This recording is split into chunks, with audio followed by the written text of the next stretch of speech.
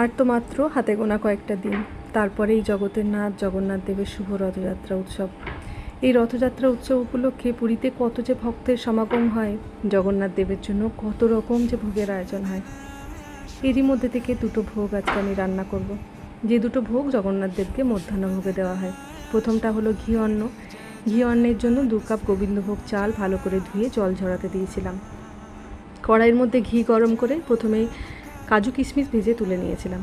সেই ঘিয়ের মধ্যেই গোটা গরম মশলা তেজপাতা ফোড়ন দিয়ে আগের থেকে ভিজিয়ে রাখা জল ঝরিয়ে রাখা গোবিন্দভোগ চাল দিয়েছিলাম। খুব ভালো করে ভাজতে হবে। কিছুটা সন্দক নুন দিয়ে যতটা পরিমাণ চাল তার থেকে ডবল জল দিয়ে ভালো করে নাড়াচাড়া করে ঢাকা চাপা দিয়ে 15 মিনিট রান্না করতে হবে। তাহলেই জগন্নাথ দেবের প্রিয় ভোগ ঘি অন্ন তৈরি হয়ে যাবে। ওপর থেকে আরও কিছুটা কাজু কিশমিশ আর ঘি দিয়ে পরিবেশন করেছিলাম তুলসী পাতা দিয়ে। এদিকে মিঠা ডালের জন্য ছোলার ডাল ভিজিয়ে রেখেছিলাম। সেই ছোলার ডালটাকে একটা পাত্রের মধ্যে কিছুটা নুন হলুদ দিয়ে পরিমাণ মতো জল দিয়ে সেদ্ধ হতে দিয়েছিলাম। এখানে ছোলার ডালটা পাত্রেই সেদ্ধ করতে হবে, কোনো রকম প্রেসার কুকারে সেদ্ধ করলে চলবে না, তাহলে ওই স্বাদটা আসবে না।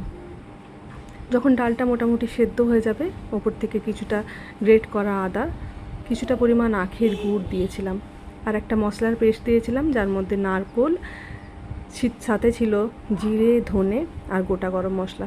একসঙ্গে ডালের মধ্যে দিয়ে নাড়াচাড়া করে যখন ডালটা খুব ঘন হয়ে যাবে, নামিয়ে ওপর থেকে আরও কিছুটা কোরানো নারকেল আর তুলসী পাতা সহযোগে জগন্নাথ দেবের জন্য পরিবেশন করা হয়েছিল। আর আমি পরিবেশন করেছিলাম আমার জগন্নাথ দেবকে, আমার ছোটো মেয়েকে প্রথমেই এই ভোগটা খেতে দিয়েছিলাম। জয় জগন্নাথ।